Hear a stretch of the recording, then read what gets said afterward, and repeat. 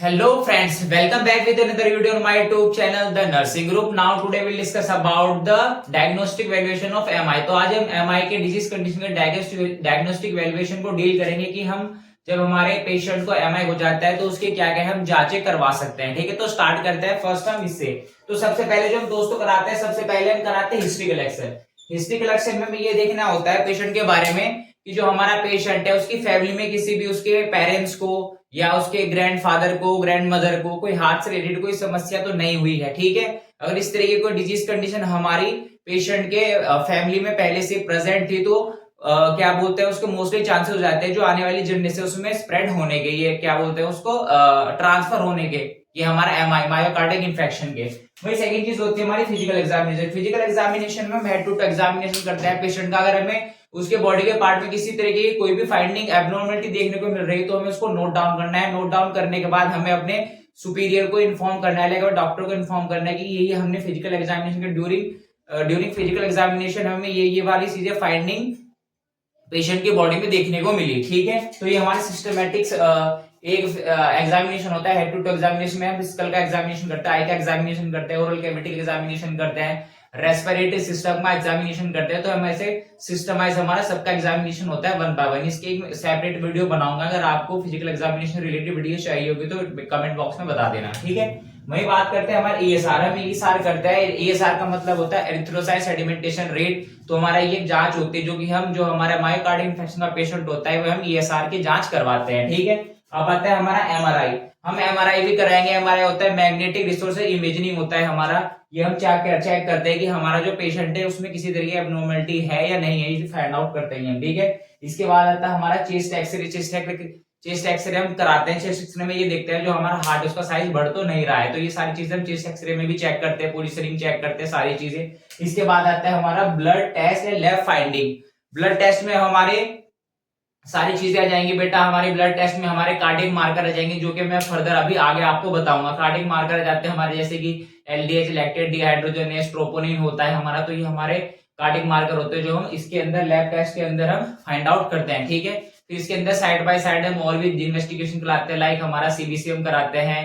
ठीक है, उसके बाद केएफटी कराते हैं, एलएफटी कराते हैं। ठीक है, तो ये सारी इन्वेस्टिगेशन हम साथ के साथ में कराते हैं। इसके बाद आता है हमारा इकोकार्डियोग्राफी। इकोकार्डियोग्राफी टेस्ट होता है हमारा। ये भी हम हमारा जो एमआई का पेशेंट होता है, मतलब हार्ट अटैक का जो पेशेंट होता है उसको भी हम ये वाली इन्वेस्टिगेशन कराते हैं, इकोकार्डियोग्राफी। इसके बाद आता है हमारा last coronary angiography. Coronary angiography भी हम कराएंगे। जो हमारा मायोकार्डिक इन्फेक्शन का पेशेंट होगा तो कोरोनरी एंजियोग्राफी कराएंगे। हम ये फाइंड आउट करेंगे, ये चीजें चेक करेंगे कि जो हमारा हार्ट है उसमें किसी तरह की एब्नॉर्मलिटीज तो नहीं आ रही है। ठीक है, तो दोस्तों अब हम स्टार्ट करते हैं डायग्नोस्टिक इवैल्यूएशन ऑफ एमआई, जो कि ये इंपॉर्टेंट होने वाली है।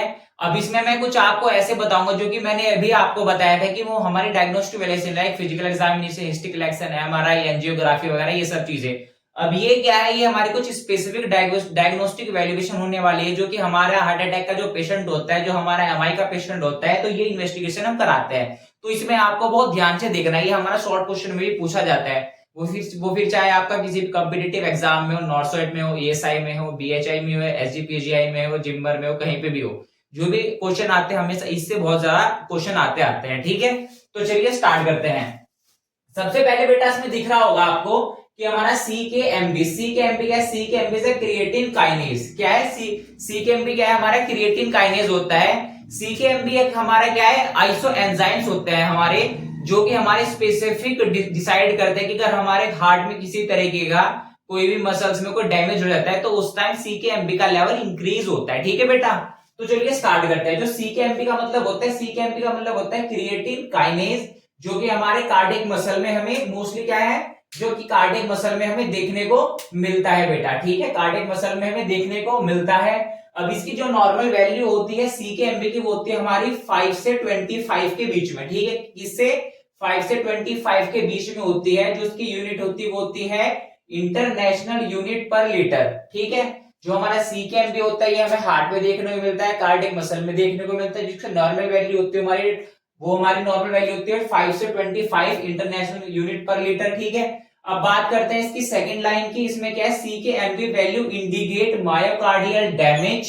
सीकेएमबी level arise within the hours of injury and peak at 18 hours. ठीक है, तो मतलब इसमें ये बोल रहा है CKMB उस टाइम पे हमारी बॉडी के अंदर एक कुछ घंटों में एकदम से रिलीज हो जाएगा जब हमारे हार्ट की जो मसल है वो डैमेज हो जाएगी। ठीक है बेटा, तो उस टाइम पे जो हमारा लेवल है CKMB का, जो कि हमारा 5 से 25 के बीच में था, वो पीक पे चला जाएगा। ठीक है, तो इसमें ये बताया गया है। अब बात करते हैं हमारा सेकंड की, जो हमारा सेकंड हमारे कार्डियक मार्कर होते हैं। सेकंड हमारा होता है LDH।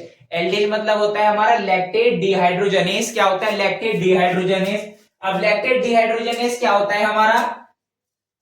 It present variety of tissue, example kidney, lungs, heart and liver. ठीक है, जो हमारा LDH होता है हमारा, ये भी हमारा कार्डियक मार्कर होता है, जो कि हमें देखने को मिलता है हमारा वैरायटी ऑफ टिश्यू में। लाइक हमारा लंग्स में देखने को मिलेगा, हमें किडनी में देखने को मिलेगा, हमें हार्ट टिश्यू में देखने को मिल सकता है, हार्ट मसल में, हमें लीवर की मसल्स में देखने को मिल सकता है, जो LDH होता है हमारा। ठीक है, LDH क्या है हमारा? LDH हमारा कार्डियक मार्कर होता है और ये हमारे एक आइसो एंजाइम है। ठीक है, जो कि वैरायटी ऑफ टिश्यू में देखने को मिल सकता है, एक से ज्यादा ऑर्गन में और टिश्यू में देखने को मिलता है। ठीक है, अब बात करते हैं इसके नॉर्मल वैल्यूज की, जो कि हमारा होता है LDH।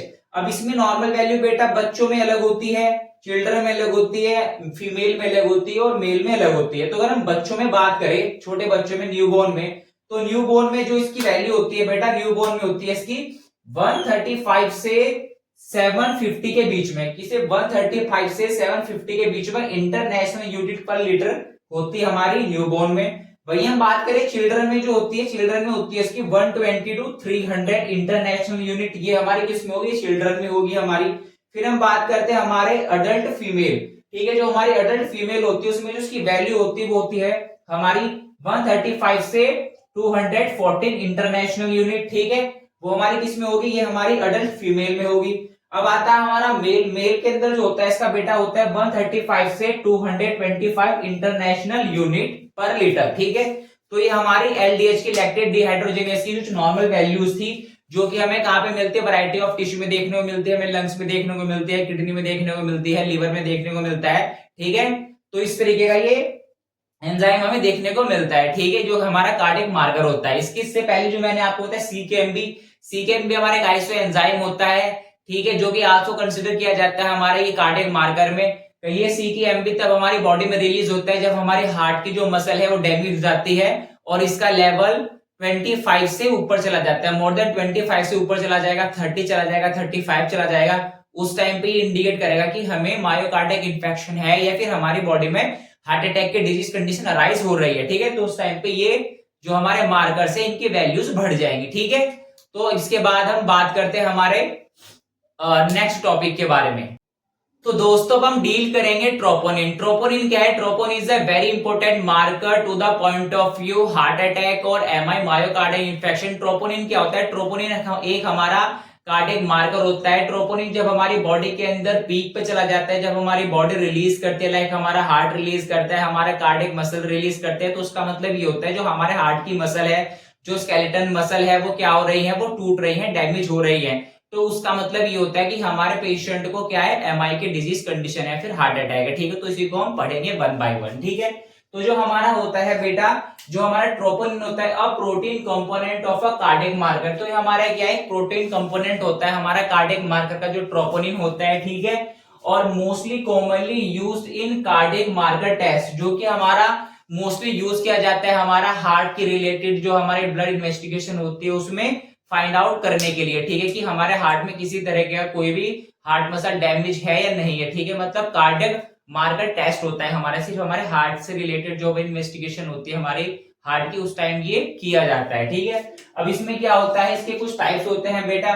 There are 3 forms of the troponin. Troponin के 3 फॉर्म्स होती है, ट्रोपोनिन C, ट्रोपोनिन I और ट्रोपोनिन T। ठीक है, तो मेनली जो इसमें हम फोकस करेंगे ट्रोपोनिन I के ऊपर ही फोकस करेंगे। ठीक है बेटा, तो बात करते हैं जो ट्रोपोनिन I होता है हमारा। Troponin I is a protein that is released only by heart muscle. ठीक है, जो ट्रोपोनिन होता है हमारा, ये हमारा हार्ट की जो मसल है वो रिलीज करती है। ठीक है, is a more specific marker for MI then other marker. ठीक है, ये मोर स्पेसिफिक मार्कर होता है हमारा, जो हमारे अदर मार्कर्स होते हैं, लाइक हमारा CKMB क्रिएटिन काइनेज, जो कि मैंने आपको अभी बताया था। एक होता है हमारा LDH लैक्टेट डिहाइड्रोजनेस, इन दोनों तीनों के कंपेयर में जो हमारा ट्रोपोनिन आई होता है, ये एक हमारा मोर स्पेसिफिक बहुत ही इंपॉर्टेंट मार्कर होता है, जो कि हमारा क्लियरिफाई करता है कि पेशेंट को हमारे क्या है, किसी भी हार्ट की मसल है वो डैमेज हुई है नहीं हुई है, ठीक है। तो ये इंडिकेट करता है।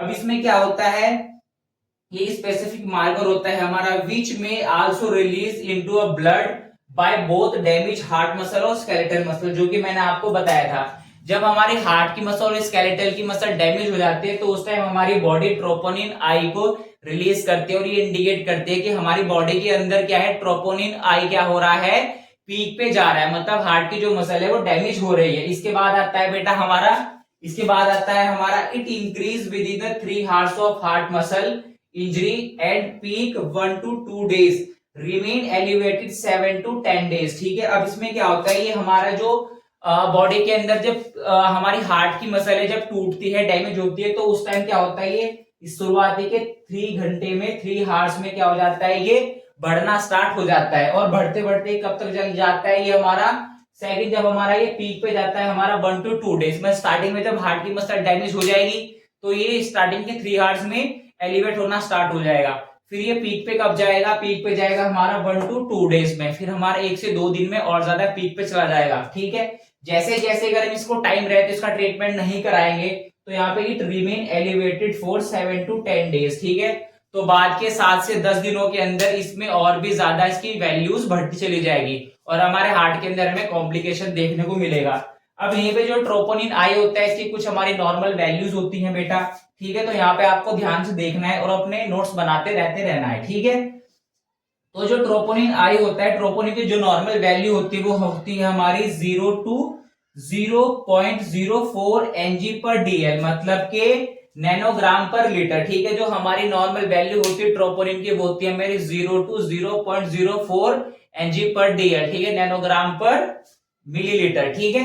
तो ये हमारे कुछ उसके बारे में ट्रोपोनिन्स के बारे में था जो कि हमारे कार्डियक मार्कर होता है। इसमें एक चीज और होती है बेटा जो कि मैंने आपको इधर भी बताई है, इस पे थोड़ा सा ध्यान देना। जो मैंने ग्राफ बनाया जब डायग्नोस्टिक वैल्यूएशन करते हैं मायोकार्डियल इन्फार्क्शन की, तो उसमें हमारा एक वर्ड होता है विच इज STEMI। इसका मतलब होता है ST segment elevation myocardial infarction. इसमें क्या होता है, जो हमारा क्या होता है ECG होता है। देखो ये हमारा नॉर्मल ECG है, मैं आपको पहले बना देता हूं। ये हमारा नॉर्मल ECG है। अब ये हमारा नॉर्मल ECG है, ये क्या होगा हमारा PQRST। तो ये हमारा नॉर्मल ECG है। अब इसके अंदर आपको क्या है नॉर्मल दिख रहा है, जो उसमें हमारा ST सेगमेंट है, क्या है हमारा जो उसमें ST सेगमेंट है वो एलिवेट दिख रहा है। ये क्या है, ये एलिवेट होता है हमारा, ठीक है। तो ये एक हमारा फाइंड आउट करने, क्लियरिफिकेशन करने का एक हमारा मेथड होता है, डायग्नोस्टिक इवैल्यूएशन होती है हमारी कि हमारे पेशेंट को क्या है, मायोकार्डियल इन्फेक्शन हुआ है, ठीक है। तो this is all about the diagnostic evaluation of MI। If you like my content please hit the bell icon and share this video with your classmates. Thank you so much. Keep healthy, keep smiling and support our channel. Vande Mataram.